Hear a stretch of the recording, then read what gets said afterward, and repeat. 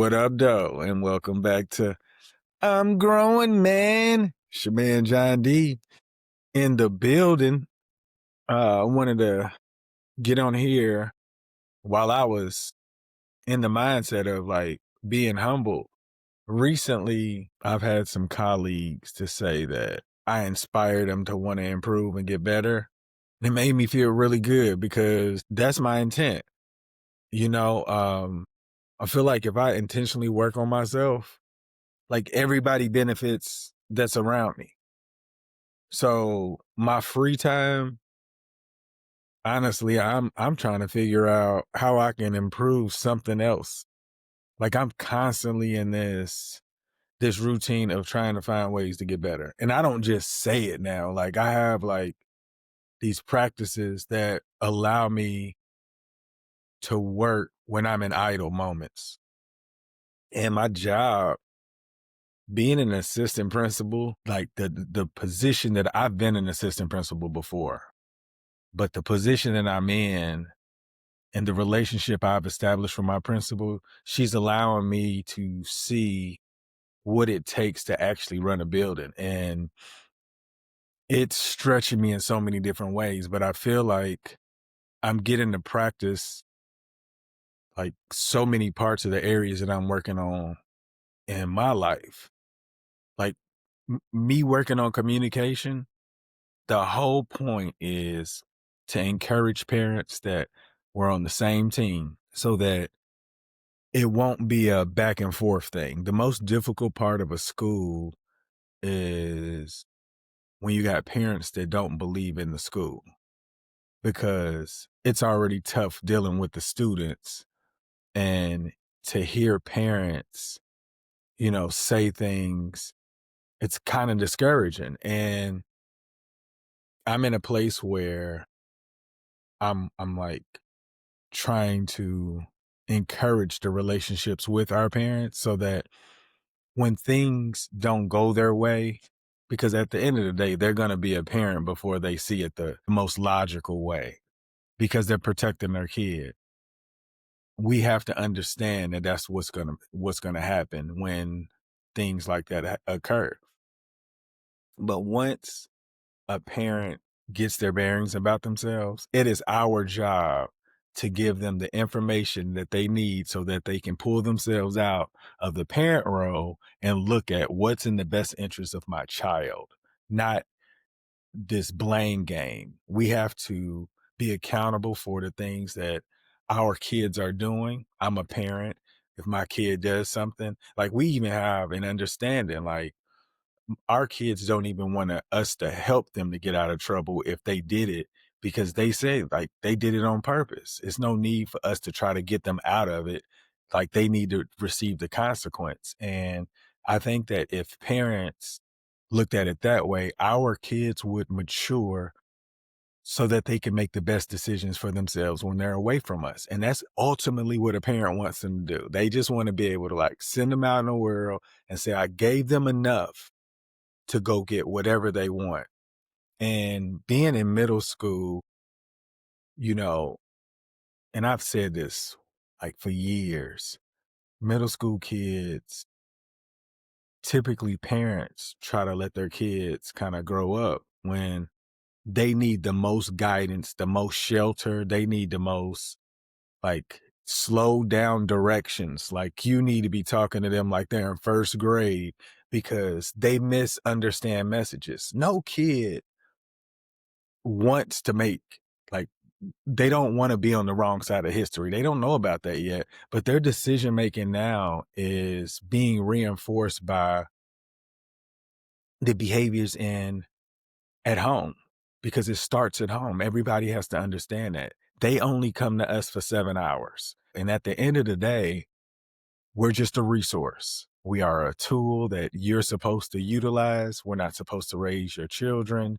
And that's very difficult for a lot of educators because we have people that are really good in their craft and they believe they understand the information enough to be able to teach someone, but they don't realize how important it is to empathize with an environment that possibly the teacher has no idea what it's like to live in that environment where we know as adults and as educators that we can help you get here, but it's so much going on where it doesn't connect. And if you don't have teachers that understand that aspect, it could look really taxing.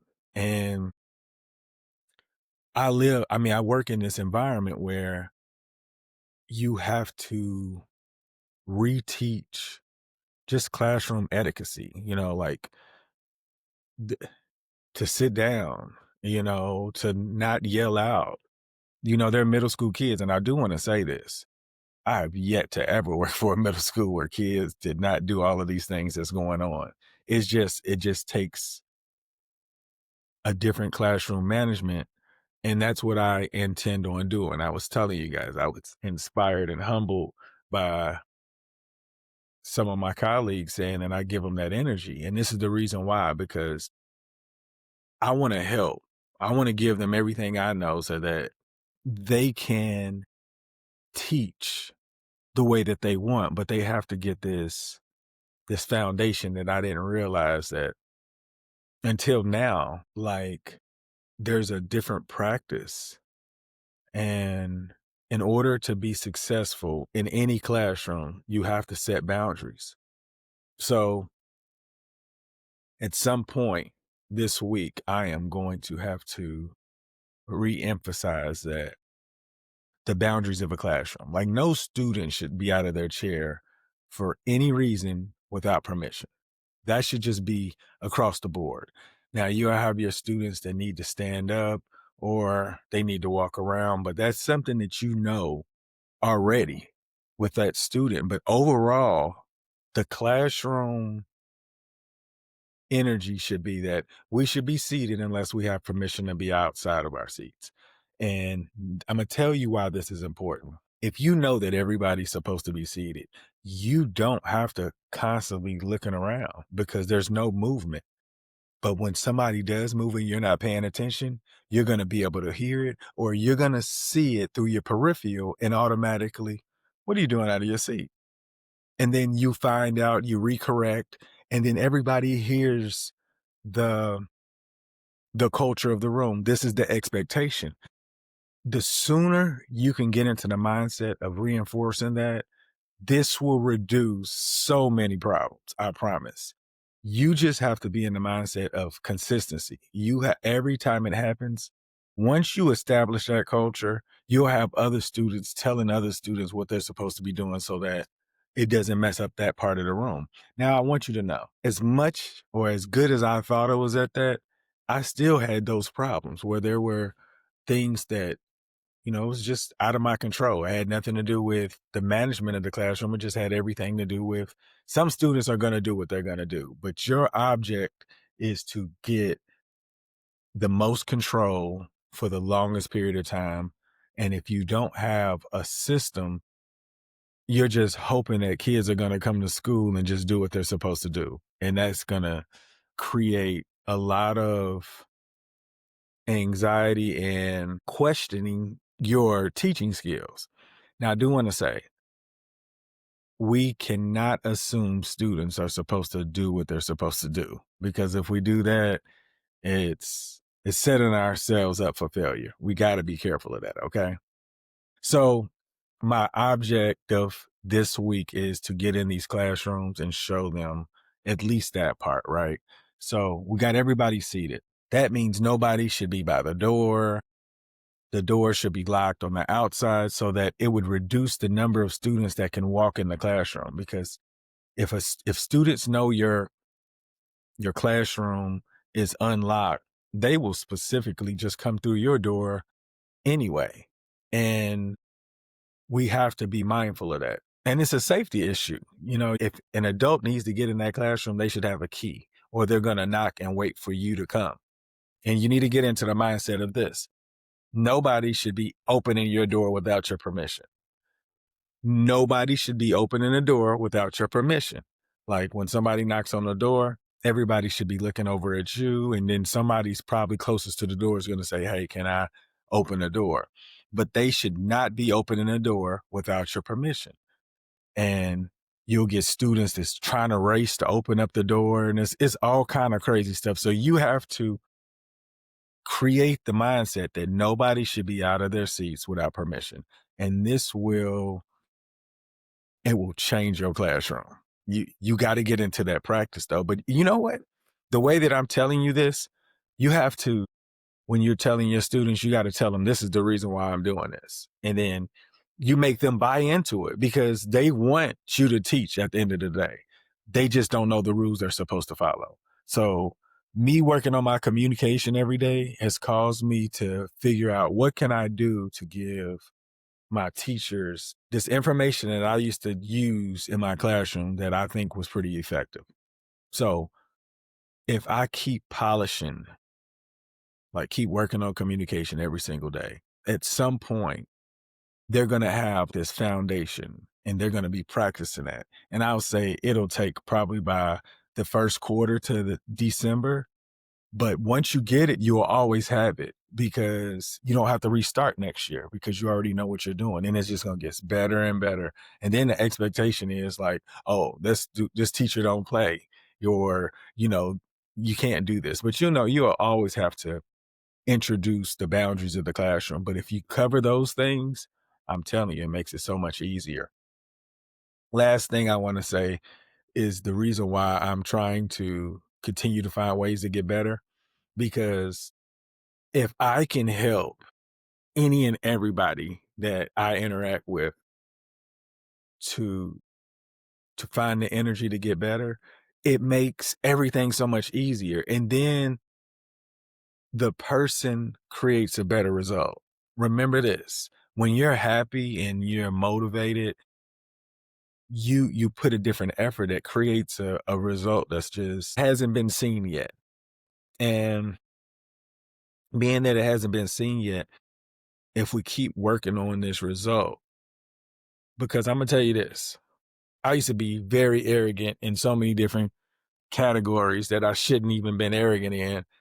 But before I came back from Abu Dhabi, these last years, I've never received so many compliments in my life. Like before, I don't know, I might have just been I was just a good piece, like not even a good piece. I was something that I don't know. I thought I was doing.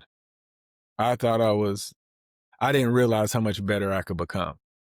Now, these last few years, it excites me to like want to get better because I feel like we work with other people's kids.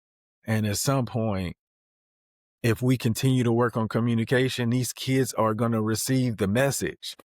And if they receive the message, it'll change the trajectory of their family. Like in my mind, I'm so excited about the future of these kids because if we can prove to these students how important they are and they come to school to prepare to learn, it changes the environment of the entire area. And to me, we have to convince everybody it's a possibility that this could occur. Like if everybody does their part, it's inevitable, right? But it takes somebody, and that's what I'm telling you. My goal is to become the most effective communicator ever, right? And if we can convince everybody to do their part, like we're in a different place. And that's what I want. People like, well, you doing too much. I'm just working on me though. That's how it's so crazy. This has nothing to do with anybody else. I have dedicated the remainder of my existence to just working on communication, just so that people can understand why they need to do something to create a result that they haven't seen. And I think before, we just was, you got to do it this way. You could do it any way you want. You just have to be intentional about it. And how can you get better if you don't even know what's wrong? We have to learn to show our students, okay, you have a weakness here. Okay, how do we fix it? Why was it there? How can we remove it? How can we improve it? It takes intentional effort. It doesn't go like away overnight, but if you can get in the mindset, like I'm gonna get better, like just from the previous day. Like if you can just put it in your mind, what didn't go well yesterday? I got in an argument with such and such. Why? What could I have done differently? Just you doing that, it creates a different version of you. And that's the reason why I'm so humble when these people tell me that I inspire them. And I'll say, like, my whole goal was just to become a better communicator so that I'm not misunderstood ever, and hopefully give some people some information that could help them along their journey, right? So this had nothing to do with anybody. I just got on a podcast and I said, I want to push a message that intentional effort changes results. And I've been so fulfilled with just knowing that I'm becoming a better version of myself. Like my wife and my kids, they know my intent. So they see me working and they understand what I'm trying to get. So I get to like practice with my family with just how can I be a better father and a husband? How can I be better than the examples I've seen? And how can I become the example so that my daughter and my son understands what I was trying to do for their mother so that they could take it to a different level so that they can continue to grow. And, you know, they say the apple don't fall too far from the tree. And I don't know what the tree I'm creating, but I do believe that intentional effort changes results. And if we can teach people how important they are, all results would look different. I think a lot of times, majority of the people are in this hamster wheel and they don't realize they can get out of it, but they have to do it on purpose. Or they just waking up, just kind of reliving the same day as before and like hoping like something changed. Then, you know, you get a bill or, you know, something happened to your vehicle or something. And I'm not trying to wish anything negative, but there are ways to reduce these blunders in life that can cause you to feel like when it rains, it pours, because it's going to rain at some point. And if you're not prepared for it, you're going to get wet. And people be mad because they get wet. Have to find ways to enjoy life. But there are certain things that we have to cover. And a lot of times we don't have enough information. So another reason why I work on communication every day, because nobody wants to be on the wrong side of history. But everybody has to know this. In order to change history, you have to do your part. Just believe you're important enough to find better ways to live. And I'm saying you got to be honest with yourself too. If you doing something that's getting over, it's going to catch up with you. And I hate to tell you, everybody I know, when that people get over, it catches up with them at some point. But if you just focus on yourself and do what you're supposed to do on a day-to-day basis, it gives you a fulfilling that you've been looking for and you didn't even know what it was. But when you get it, I promise you don't want to lose it. So just yesterday, I got a couple of messages that said, I inspired them from the ways that I view education. It was like, they said they were humbled also because the way that I look at it, and they want me to continue on my journey. And, you know, when I started this, I didn't think anything like that would happen. Like, and all I'm doing is just sharing. That's it. I'm not telling people what to do. Well, I am telling you what to do. You need to get better. If you're not doing it on purpose, you're waiting for an accident to happen. If I'm telling you, it's way more fulfilling when you do it yourself. Sometimes people get handouts or get like rewarded for a job because it could be so much better if you put in the effort. And I'll tell you this, and then I'm gonna get out of here. I've accepted the fact that I'm working 7 days a week as an assistant principal, like 7 days a week. Like I do enough so that I'm learning what it looks like faster. Like, you know, I used to work on that 40 hours, 45 or whatnot. Like I'm off when I get off work, and then I ain't thinking about it until like the night before or something.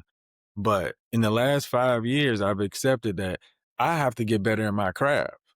So I have hours in my day that I could be working on my craft to get better.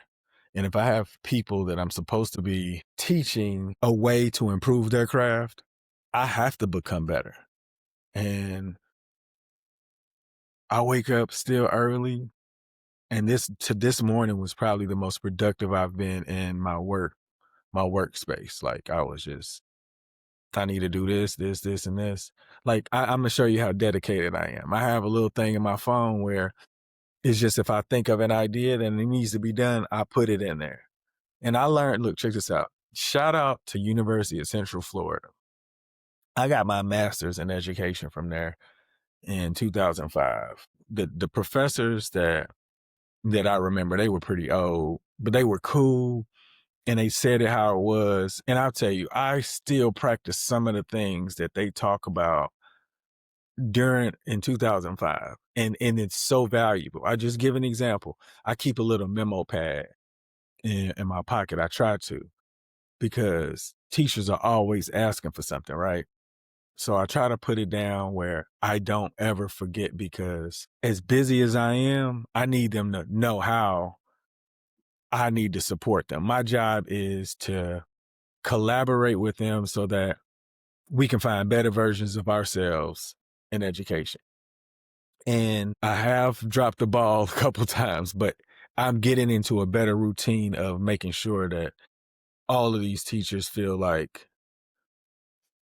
when they leave, I want them to feel like that we gave them the best experience possible from our support. Because again, when teachers don't leave because of the kids, they leave because of the adults.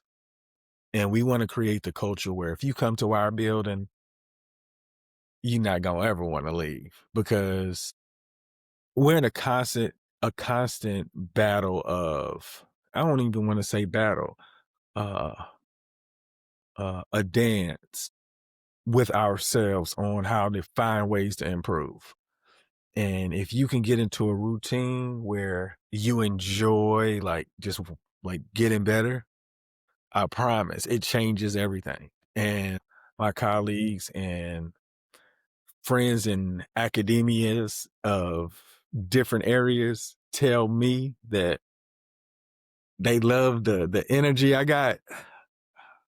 I I never thought this would come, and it feels really good.